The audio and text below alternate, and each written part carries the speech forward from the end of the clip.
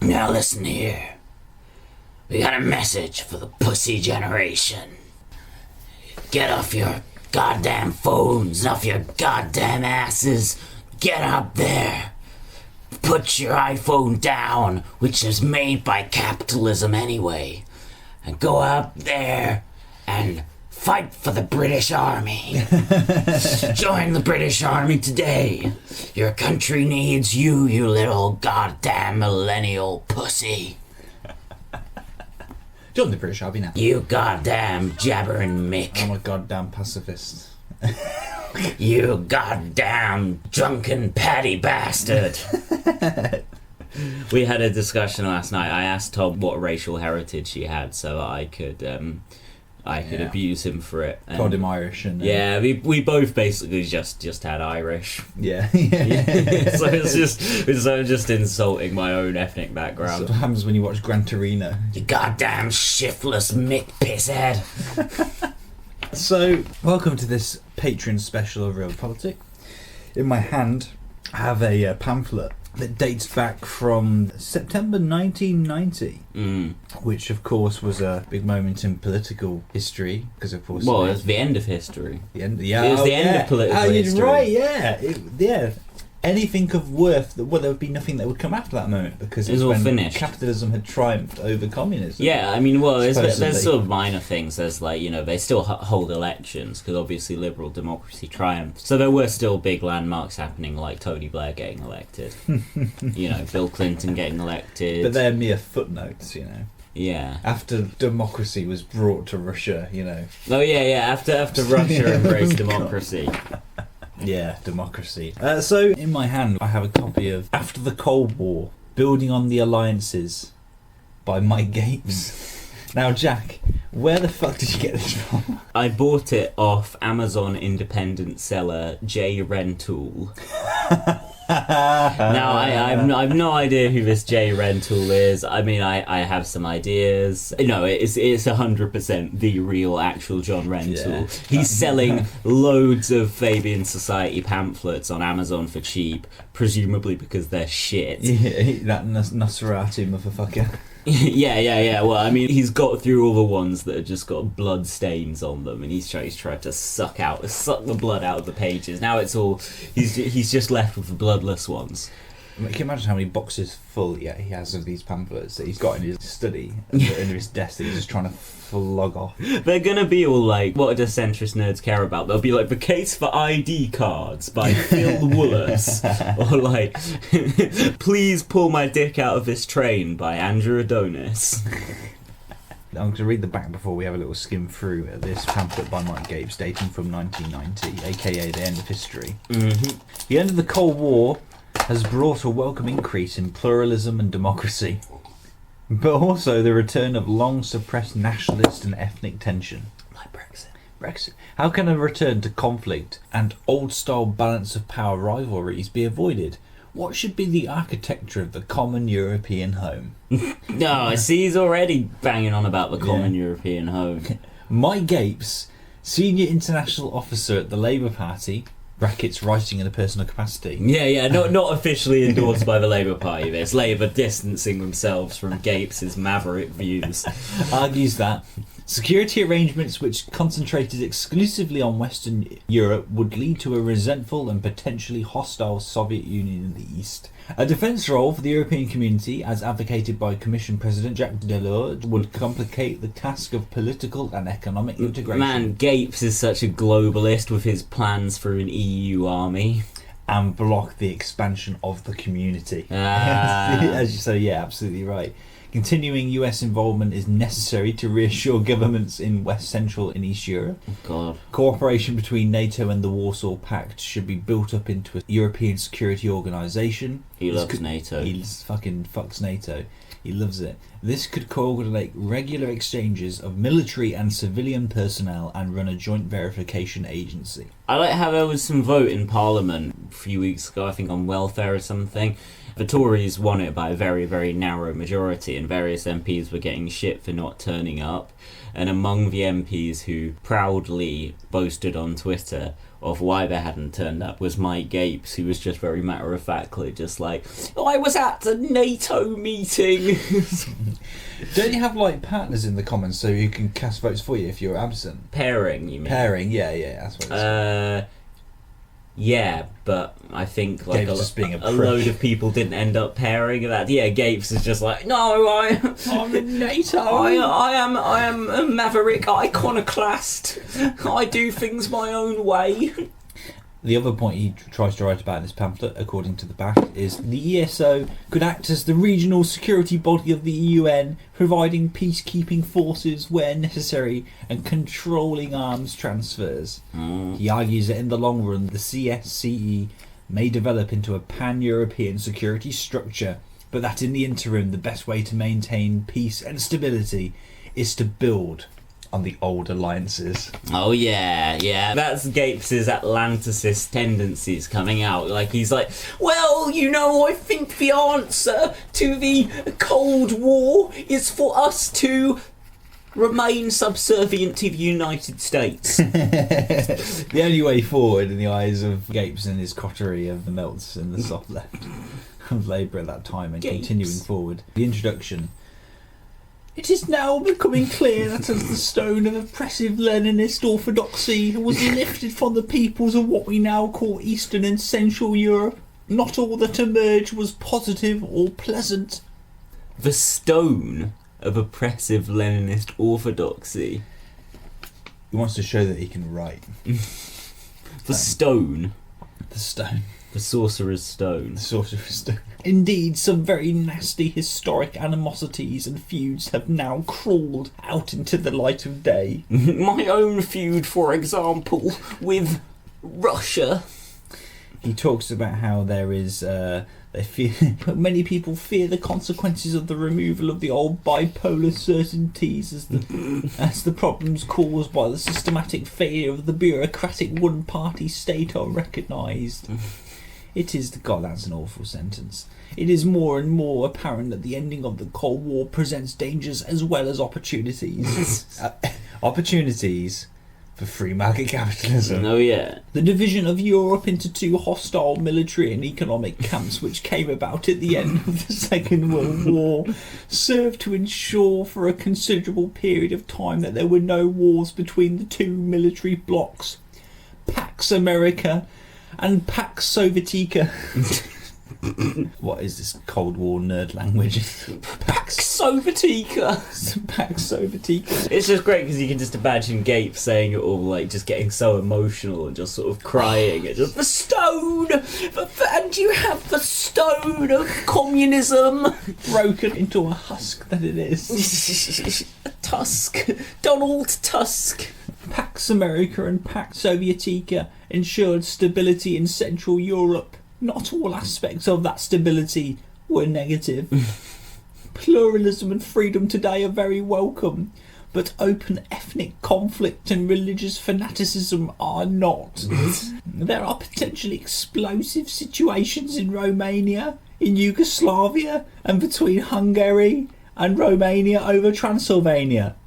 There are potential mass refugees. John Rentoul, obviously interested in this, of the Transylvanian dimension.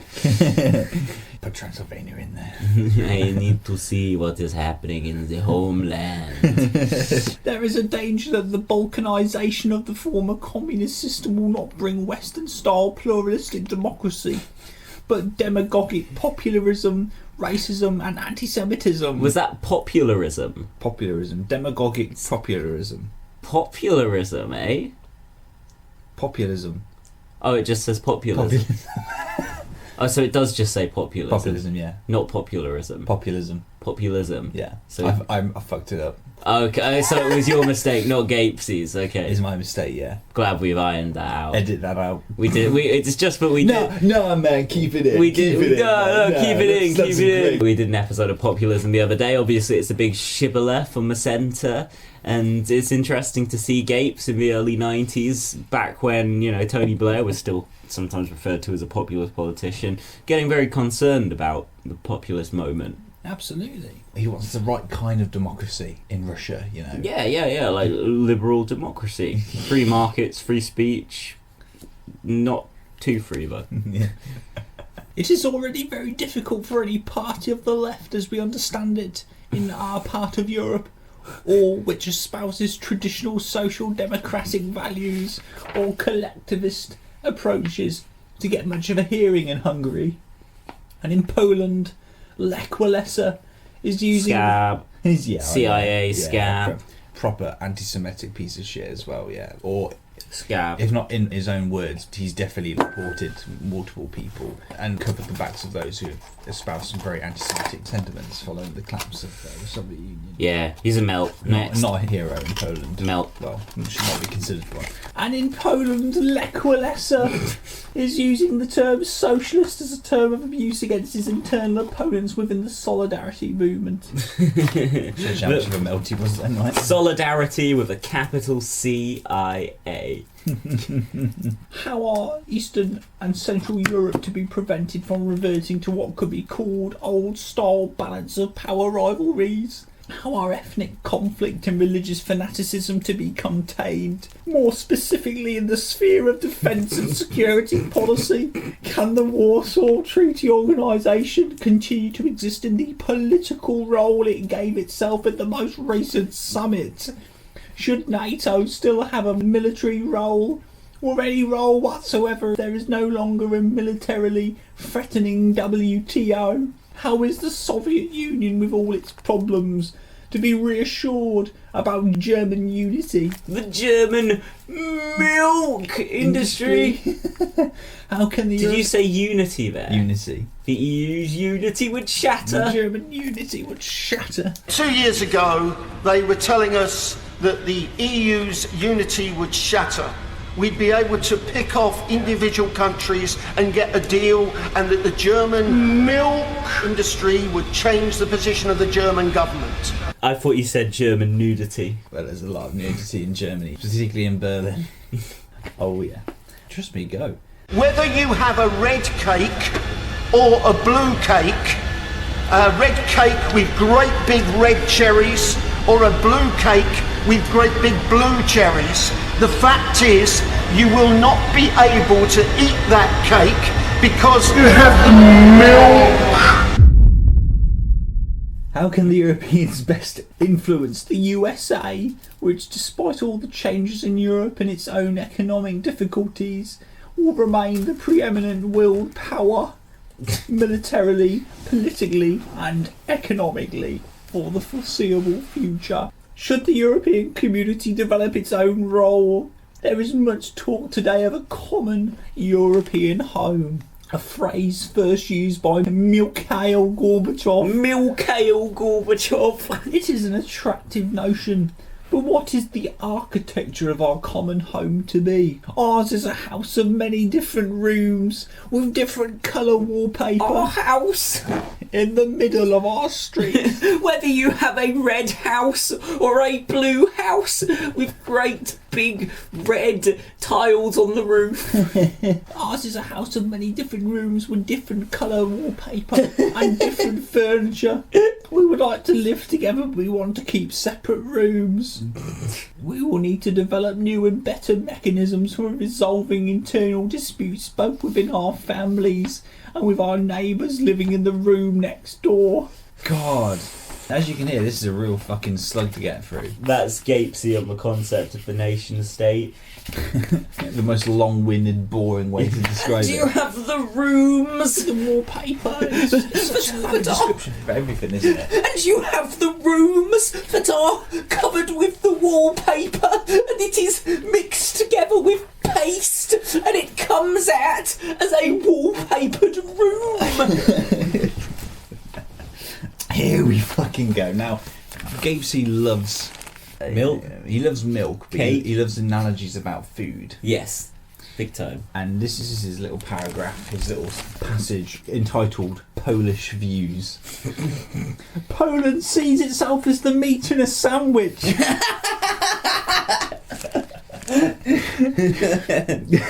the icing in the middle of a cake.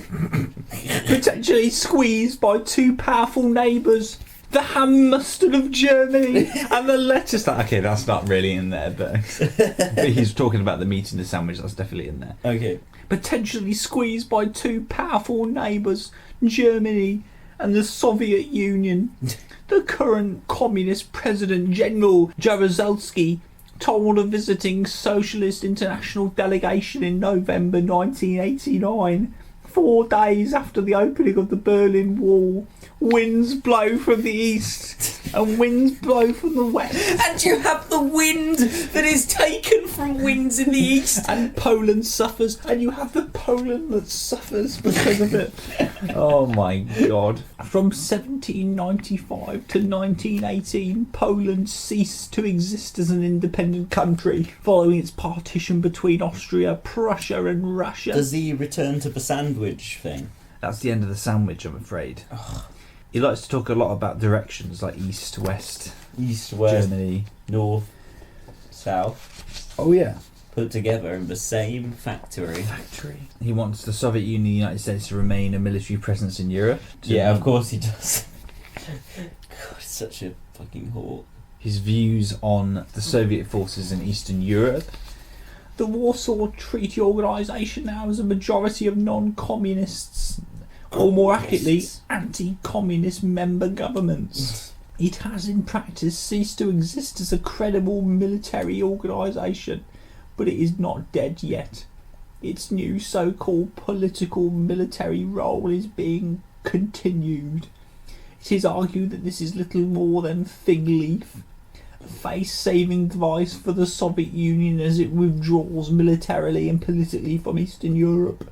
Although this may be true, the WTO could continue to exist in that role for many years. This is awful. This is just such a fucking... What is it with soft left literature that just reads awfully? It's just so boring. I don't know.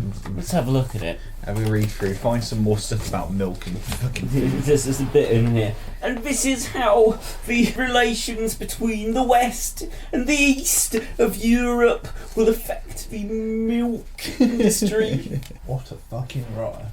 God, I still haven't actually read this. Why would you want to? I've had my little Mike Gapes pamphlet for so long that I've done fuck all. I don't think you're really missing out on much. I'm just looking for, some metaphors. He loves his metaphors. He loves his analogies. There is nothing disreputable about asserting the internationalist case for left-wing Euro-Atlanticism as a means to achieve these ends. It's like, left-wing. Okay, cool, I'm listening. Euro. Atlanticism. No, fuck off. The next bit is all about the Labour Party. Labour has always been firmly committed to NATO. Lots of stuff about the 1987 manifesto. The Melt Manifesto. Oh, melt shite. A future for NATO. Yeah, there's a bit called Future for NATO. Then one called the European Pillar. It's not an elaborate metaphor, it turns out. It's just basically saying that it was also seen as a way to develop a stronger European voice or pillar within NATO. About... I don't know. Oh, interestingly though, Gapes uses the phrase Fortress Europe here, or rather Fortress Western Europe. He says that expanding the role of Western Europe and giving it greater importance today would send exactly the wrong signals to other European countries, particularly the newly emerging pluralistic democracies in Eastern Europe and the Soviet Union. The pluralistic democracy of Yeltsin's Russia. He's shite. He's fucking shite in his politics. Euro-Gaullism. That's another chapter. It's just really funny looking at the pamphlet when you see the title of it and you're like, oh, this is just some standard wank. But then you see the name and it just makes me smile. It's Mike Gapes. Because it's just the name that you just can't take seriously anymore. Gapes. Mr. Speaker. Can the minister confirm? I gotta be honest. 2 years ago, we were told that the EU's unity would shatter.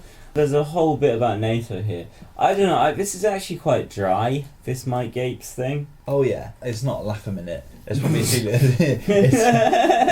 Despite the if it was just like a rant about milk, cake and elephants, just be reading through like, oh, how is this like such a deep cut? How do more people not know about this classic Gapes?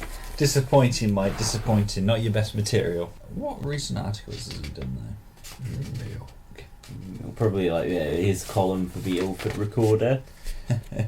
God, there's a very Donald Rumsfeld, very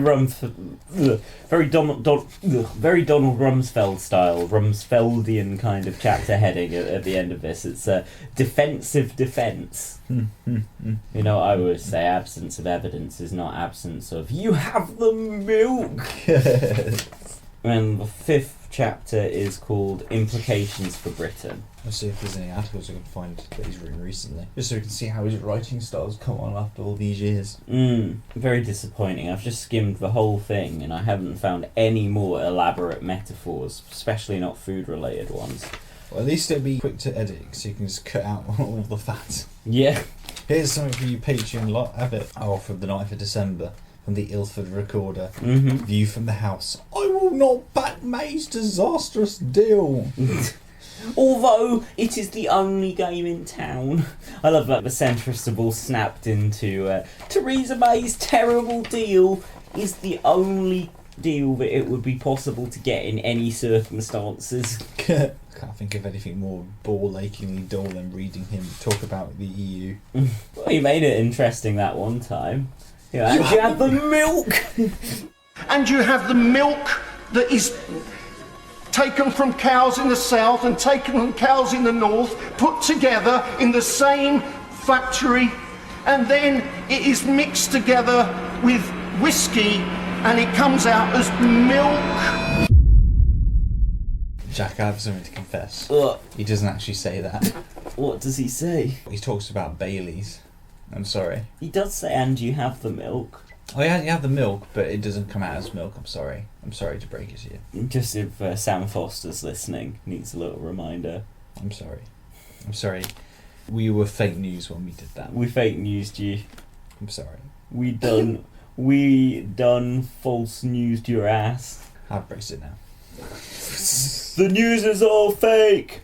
Do you remember sitting here a year ago watching the Mick Jagger anti-Brexit songs on YouTube? They say the immigrants are coming. Fucking the Brexit. news is all fake. Fuck Brexit. I'm Mick Jagger.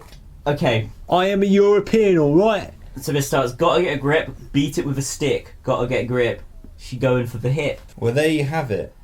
You have, after the Cold War, building on the alliances. Can you sum that pamphlet up for me in a little paragraph about what it represents for the kind of faction that Mike Gapes was a part of at the time in the Labour Party, and what's he trying to get across here? I mean, there's a lot to be... he's talking about a lot, Jack, in that, you know. Yeah, So- I mean, it is quite a broad, sweeping thesis. Well, I mean, it's a kind of vaguely centre-left conception of internationalism, isn't it? Which is not, you'll notice, although he does talk about places other than European countries, for example, the United States. he doesn't really talk about, like, you know, offering our solidarity to Latin America. It's very much a kind of European central view, which is the case with Gapes' politics, Europe and America. That's where it's all happening for him. Yeah, so it shows a kind of liberal internationalism that puts a huge amount of faith in multinational institutions, or transnational institutions, I think the expression would be, and wants things like NATO to be instrumental in creating a lasting peace in Europe in the aftermath of the Cold War. I think that's probably the best description of what he's trying to get across there. I don't. I think it was a rambling and incoherent, even more so than this pamphlet. Isn't that what he would have wanted? Yeah, probably. Well, anyway, yeah, thanks John Rentoul for putting this on Amazon so I To could Mr. pick J. it up. Rentoul. It's the only... I wanted some gapes on my bookshelf. I wanted a gaping bookshelf, and it was the only one I could find. Yeah. To be fair to Mr. J. Rentoul, he's got a good seller rating on his Amazon. Has he? I think so, from when I looked at it, yeah. Well, it's all those Fabian Society pamphlets. Or they're in pristine condition because they haven't been taken out of the cardboard box since 1990. Don't worry yourself, my child. That evil vampire has been locked away in a crypt for generations. Which is a good thing, because it allows me the time, space and comfort to drink as much toilet duck as I like. Delicious and so refreshing. It's nutritious and delicious.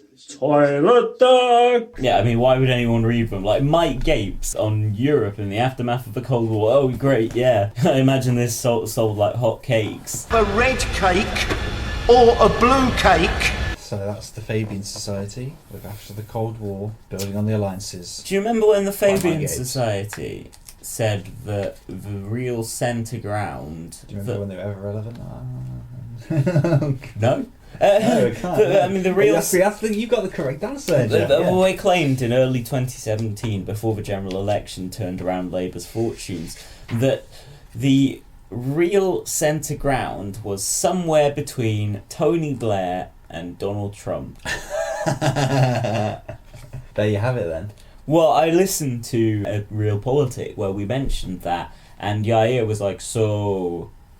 David Cameron then? I'm just like, yeah, that is just surely like so-called moderate conservatism. Yeah, he was to be between yeah. Tony Blair and Donald Trump. Like, Blair is so fucking right-wing. Like, he always was, but he especially is now.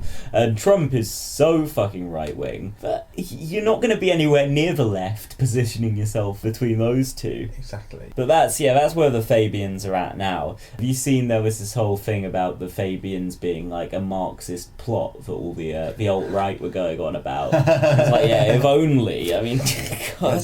Is there any articles about this? I forget who it was, whether it was Paul Joseph Watson or some tosser. Fabian's Marxist. Hey, we wish they were Marxist. They're not. But yeah, it's all like this. The Fabians are like this communist globalist plot to set up an EU army and take away the right to bear arms for American citizens and so on. You reckon it was Paul Joseph Watson? I think he might have accused the Fabian Society of being some of the foremost progenitors of cultural Marxism, possibly. Oh, of course. It was someone like that.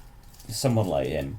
You know, one of those far-right reactionary online trolls. Paul Joseph Watson, Francis Wheatman, you know, that kind of crew.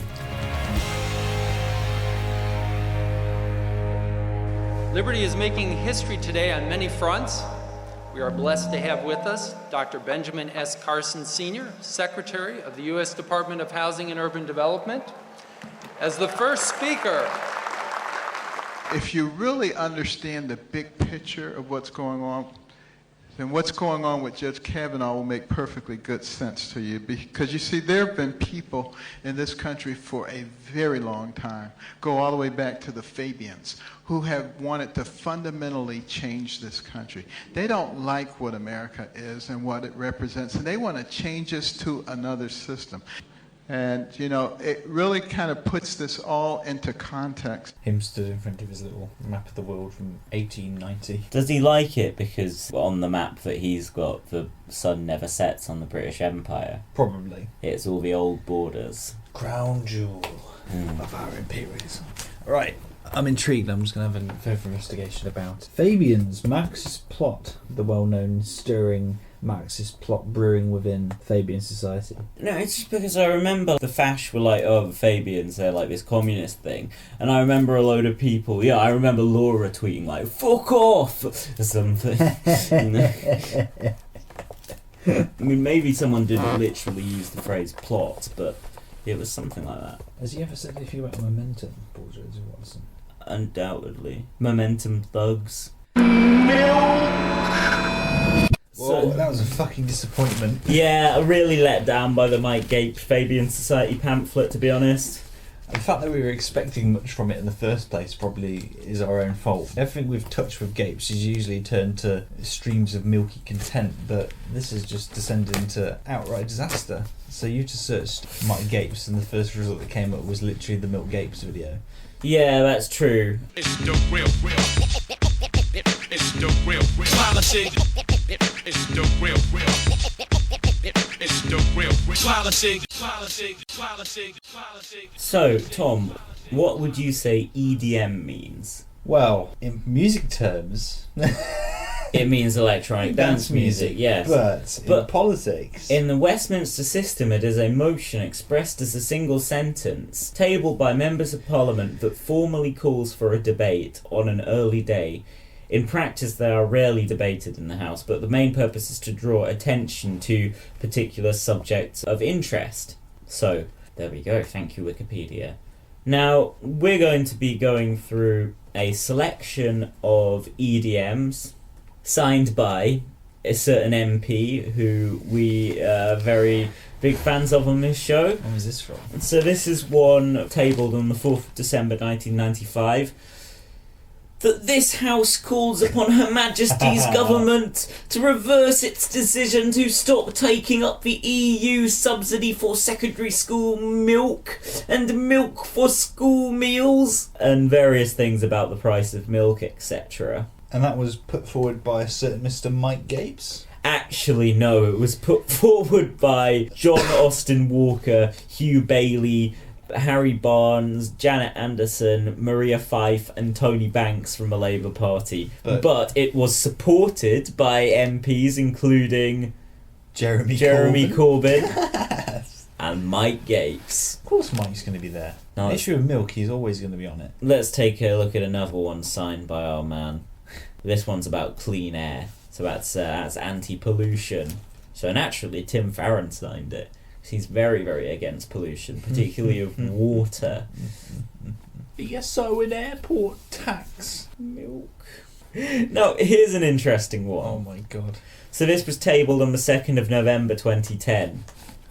Not in my cuppa and cows belong in fields campaign. That this House welcomes campaigns such as Not in My Cuppa and Cows Belong in Fields to oppose the establishment of intensive dairy units such as that proposed by Nocton Dairies Limited in Lincolnshire, congratulates the unprecedented collaboration of groups such as the World Society for the Protection of Animals and others that don't have milk in the names to work together to oppose such proposals, believe such proposals threaten to take British dairy farming in the wrong direction.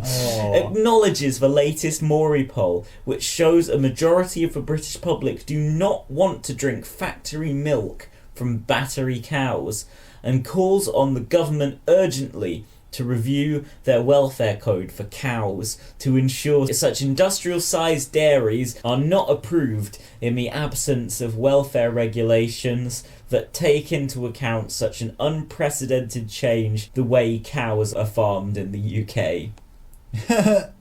And that was put forward by fucking Mr. Michael Meacher. The late Michael Meacher. Zach Goldsmith. Zach Goldsmith. Zach Goldsmith, jeetega. Zach Goldsmith, jeetega. Jeetega, bhai jeetega. Bob Russell from the Lib Dems. Russell Brown from Labour. Michael Allen from Labour. Nick Dakin from Labour. But it won the support of MPs, including... Gapes. Gapes! Gapes. And Paul Flynn. And Paul Flynn just above Gapes. And... He got Tom Bleckinsop. And yeah, Jeremy Corbyn supported that one as well. Of course he would. You can often find actually Corbyn and Gapes signed the same milk-related EDMs. This is one from the 10th of February 1993. Doorstep milk deliveries. Oh my god. That this House recognises This one was tabled by Tony Benn and Diane Abbott. I'll still do it in a Gapes voice. We need someone to get this through. We need someone to rally the troops. There's only one person for that, Diane. Gapes. Yeah, Gapes. I will be voting for your motion, Mr. Benn, despite my disagreements with your irresponsible hard left politics.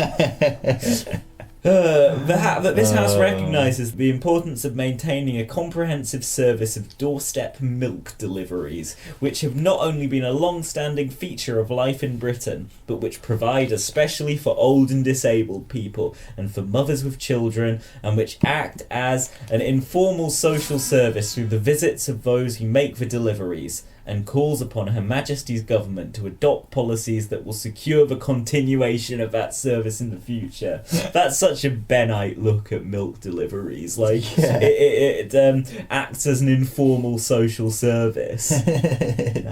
That's very, very, very Ben. There you go. Yeah, and of course you've got Ronnie Campbell, Jeremy Corbyn, Dennis Skinner, and John Speller, in fact. So you've got the hard left and Keith Vaz. The hard right, yeah, and of course a little known MP called Keith Vaz and Ken Livingstone. No idea who that is. Glenda Jackson. Less said about her son, the better. And of course, Gapes Mike. I love how Gapesy is one of the only people on this list who's got a picture there. Him just grinning away like he's just got a big glass of milk. Any of those have got pictures they're still standing, yeah. Yeah. Oh, Ronnie Campbell. Yeah, you're right. The ones with pictures are the ones who are still going, which is not very many of them. Wait, is Mr. Alan Meale still a Labour MP? No idea. Oh, whatever. Anyway, moving on. There was an early day motion tabled on the topic of soya milk in 1995 that this House notes with great concern the government's unwillingness to stand up and defend British interests and its eagerness to capitulate to yet more nonsense from Brussels by accepting the decision of the European Union that the name soya milk should be banned in the UK because it is not milk. What the fuck? Further notes that this decision, if unchallenged, will cost the UK soya milk industry millions of pounds to change their packaging and marketing for no good reason except for the sake of European uniformity, and that the decision makes a nonsense of the principle of subsidiary, and accordingly urges Her Majesty's government to stand up for Britain's interest by demanding that the rationale for the decision be published in full and by making immediate arrangements to challenge the decision of the European Union in the European Union in the European Court of Justice. Oh, that's awful. It was the way that was written at the Badly written, yeah. Now that motion there is for milk, but it criticises the EU. Did Gapes put his name to that? Because Gapesy is very much pro-EU. No. Oh, no, he didn't. No, we are seeing a real Labour division here, because if you notice, there are MPs, then MPs from the hard left of the party, Ken Livingstone, Tony Banks, Jeremy Corbyn, all on this list. That's too radical for... No Gapes. Alan Simpson. Gapes is just not having any of it. Yeah, Gapes would not be seen dead in such company. Dennis Skinner's on there, but I bet there's a load of like hard right Tories on there who who really hate the EU. From how that read, it was definitely tabled by a Tory. Yeah. It's just Richard Burden is like fairly right wing. Is he a Labour MP? He is, yeah. So I guess not like the much better Richard Bergen. No, he's not as good as Richard Bergen. But yeah, you're right. That was very badly written. Not that we're going to become, What? I mean, I think it's badly written. We can critique. It's when we start going into spelling errors and stuff like. We could critique bad writing. Okay, we've got critical faculties.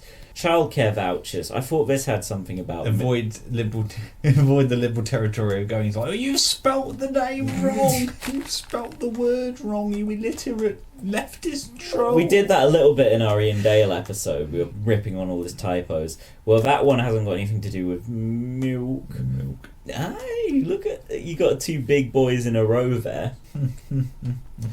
So this one is tabled on 23rd of March 2007. Sainsbury's fair trade policy and dairy farmers. Ooh.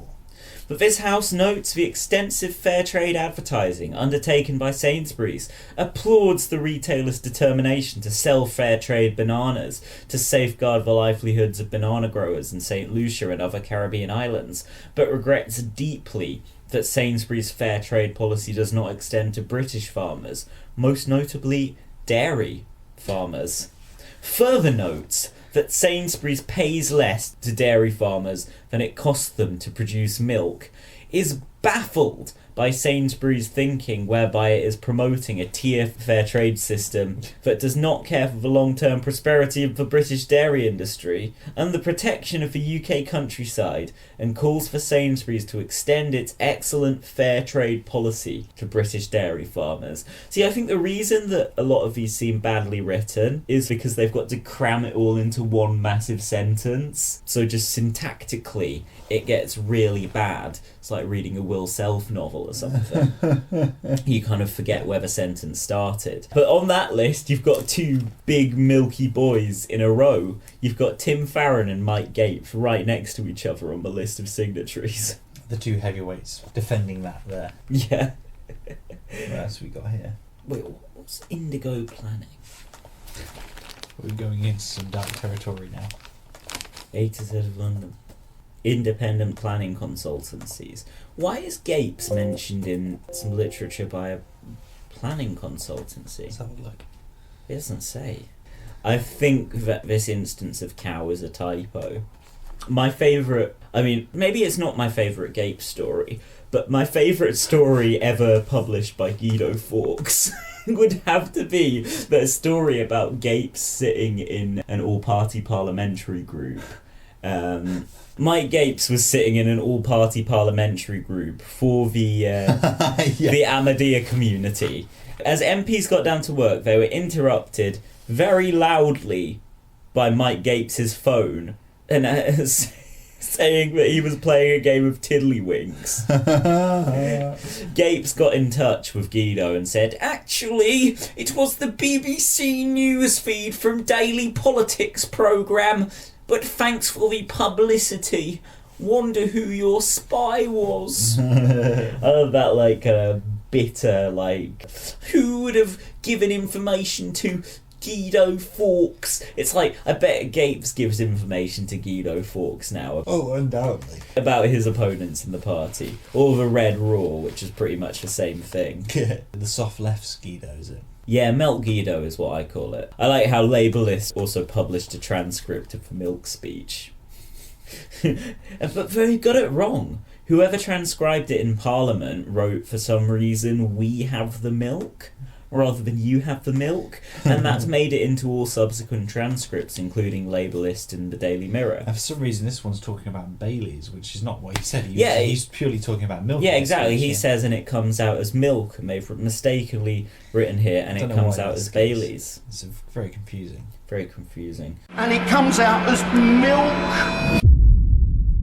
I mean, yeah, we've probably searched for all the Mike Gapes early day motions that have anything to do with milk now. I think it's time to retire this character. But not before our Western about Mike Gapes. Yeah. Tune in. You can hear it. Oh, we're flogging that dead horse just a bit more. Control Alka-Pops. Yeah, I just found out Alka-Pops, milk, not the same thing. But yeah, Gapes signed a motion to control Alka-Pops. Well, anyway, yeah, I think we're probably done with all Gapes content. There we have it. Any closing words? Yes, actually.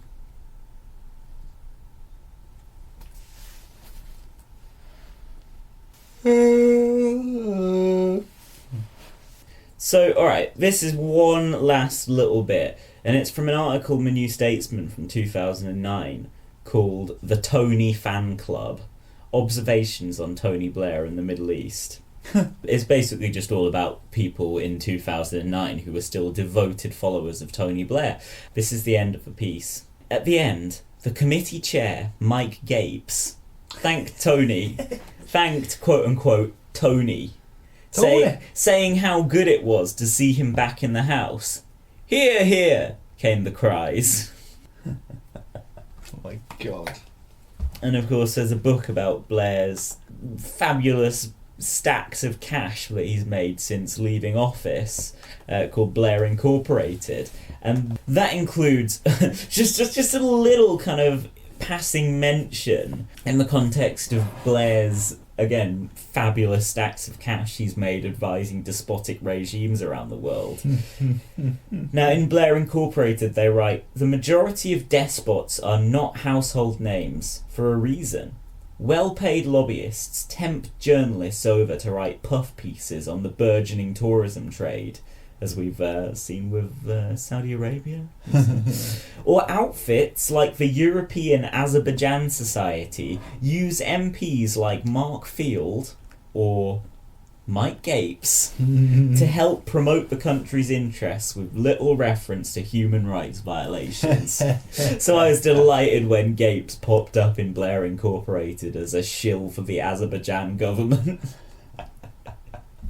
Oh my god. Alright, well, I think that's enough gaping content.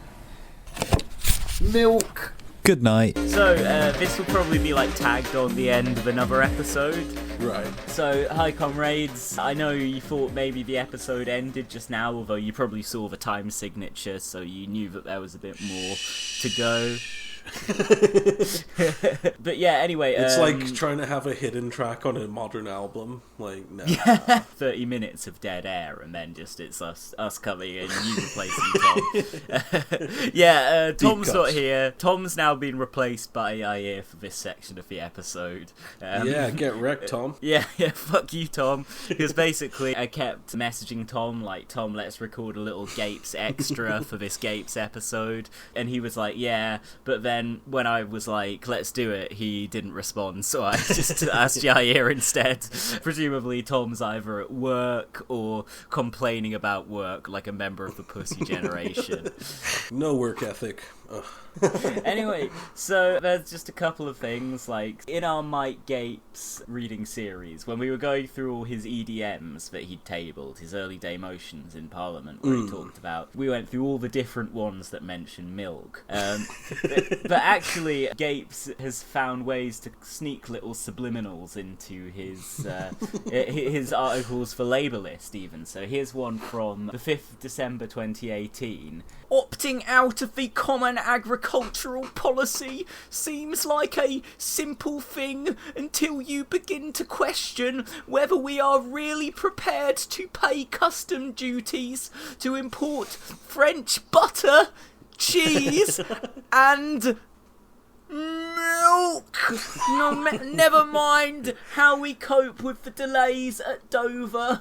So it's a very milk conscious. All piece of those dairy products, not just the milk. Yeah, exactly. The whole dairy industry. Gapes is not a racist or anything. You know, he cares about all flavors of dairy.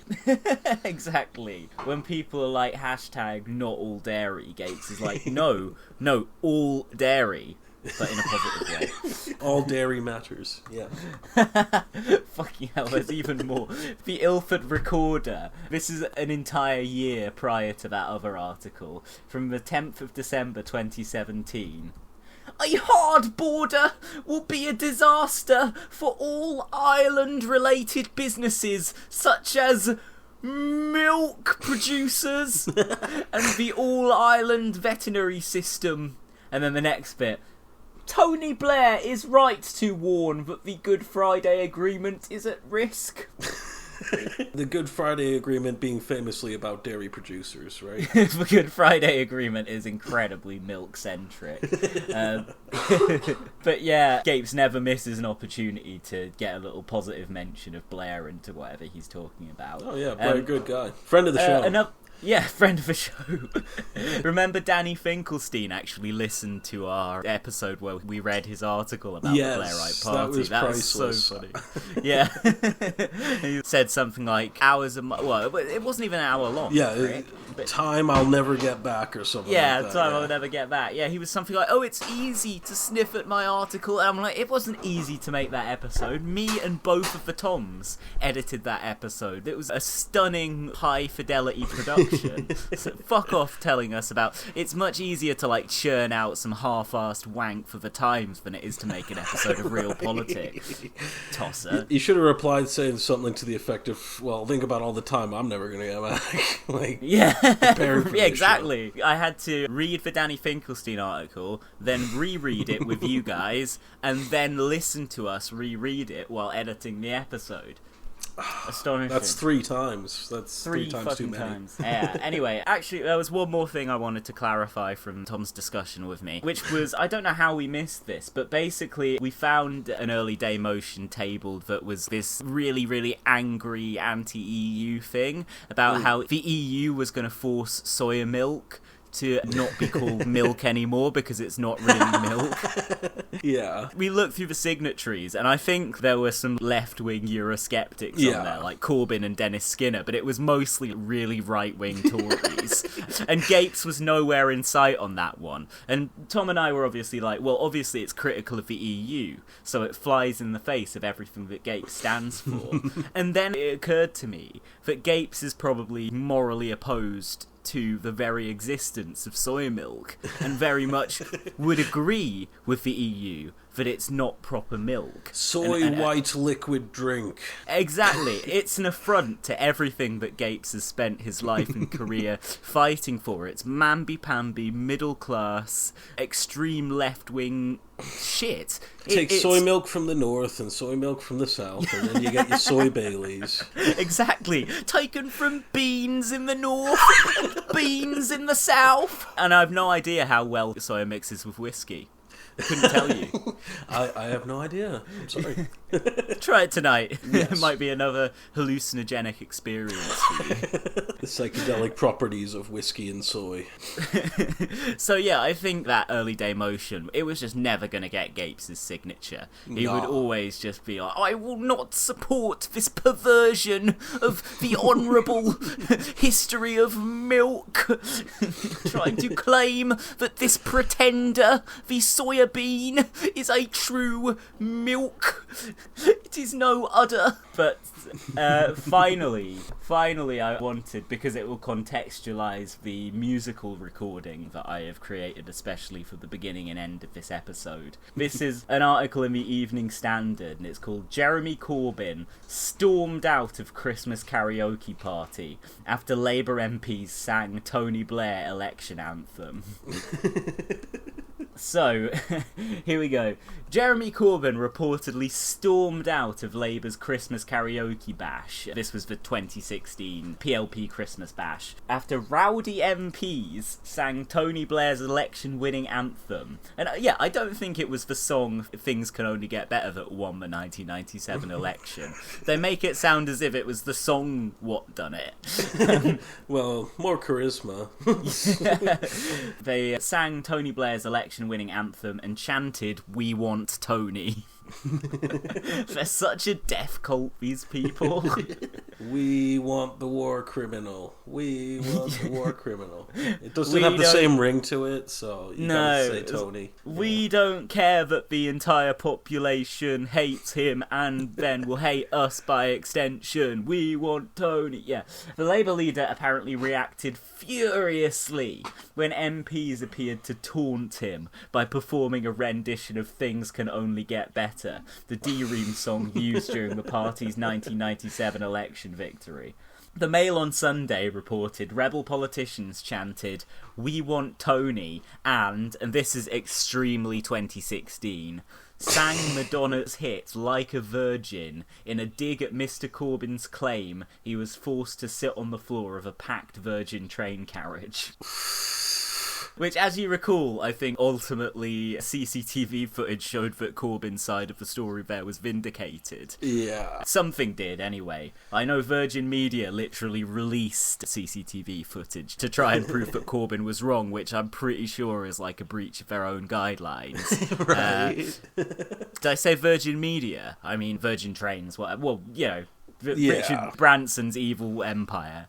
But yeah, whatever. That's so 2016 that they were still carping on about some like bullshit hatchet job smear story like that. Anyway, I do love how most of these political controversies are so fucking tame. Yeah, it's so trivial. Oh, did he really sit on the floor of a train? Oh. Yeah, and it's so like beside the point as well. It's like people were trying to say, oh look, Corbyn could have actually got a seat on the train. It's like, well, what are you trying to say? That his political point that trains are often crowded was wrong? Like, have you ever been on a train? On one? Yeah, exactly. Yeah. They're not good. They're not good, guys, the trains. Why are you just being a smart ass to try and claim that a hated, privately owned train system, is infallible? The popularity of renationalising the trains has been quite high, as I understand it, since way before Corbynism. It's like 70% or something, I think, possibly more. Yeah. But let's move on to the best bit in this article, which again will contextualise the joke that this episode is bookended with.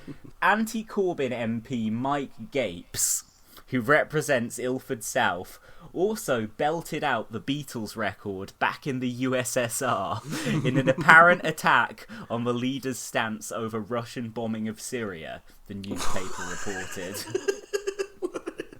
I think Gapes is one of the guys who's like, Russia is bombing Syria. This is terrible. It should be us who are bombing Syria. It should be our bombs and Donald Trump's bombs. Good Western bombs. They're not much the better bad, than those Soviet bombs.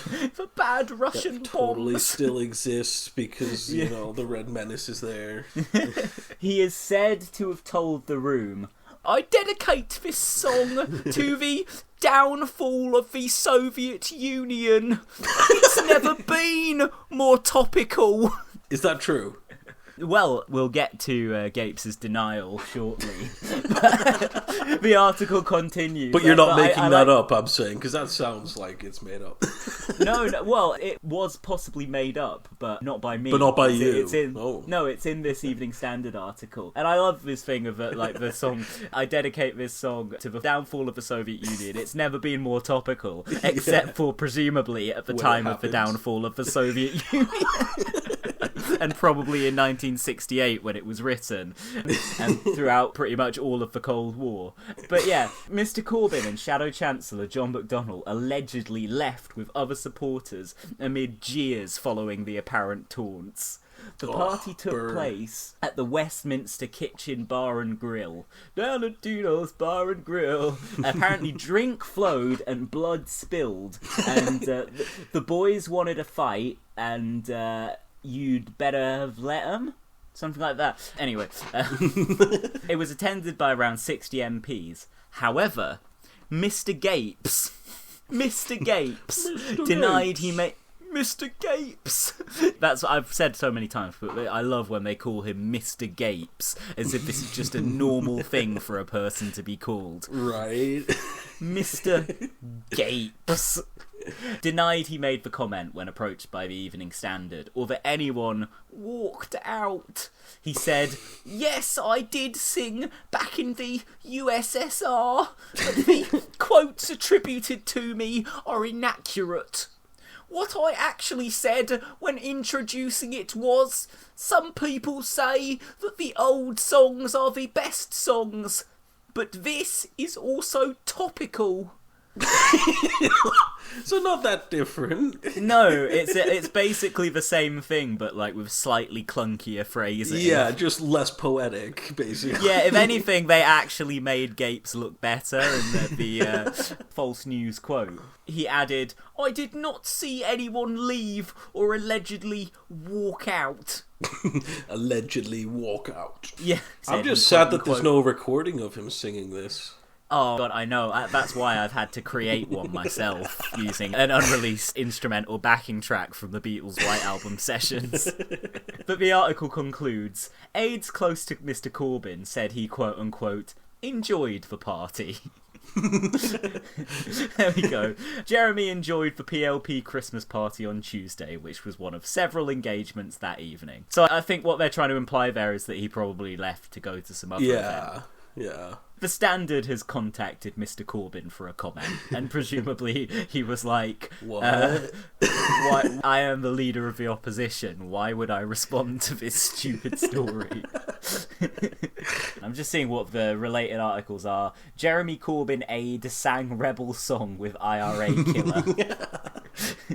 Oh, that's pretty funny. Also from December 2020. I didn't know you were a Corbyn aide. Yeah, it's true. I do love the old rebel songs. Let's not rehash a smear story about some Labour aide, some poor person working for the party. But I have got something. If I can run upstairs for a second and get a book, I've got something that we could probably conclude on amusingly, on a sort of non-Gapes note. Okay, no problem. There is a world outside that of Mike Gapes, you know.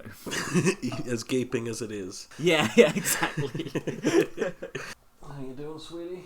So what I've got here is this book that came out in early 2016. I was thinking maybe they rushed it out in time for Christmas 2015, but no, they held on a few months. But as far as I know, this was the first book published on the subject of Jeremy Corbyn since he became leader of the Labour Party. It's a book called Comrade Corbyn, a very unlikely coup. Well, I recall it being a democratic leadership election, but a very unlikely coup. How Jeremy Corbyn stormed to the Labour leadership, and it's by Rosa Prince, who's a journalist for the Daily Telegraph. The opening section of this book is pretty worthless because it's all just her, like, marvelling that Corbyn grew up in a big house and is now a socialist. It's her, like, she goes round and round for, like, 50 pages trying to comprehend that he had a comfortable upbringing. This person had money and they care about people?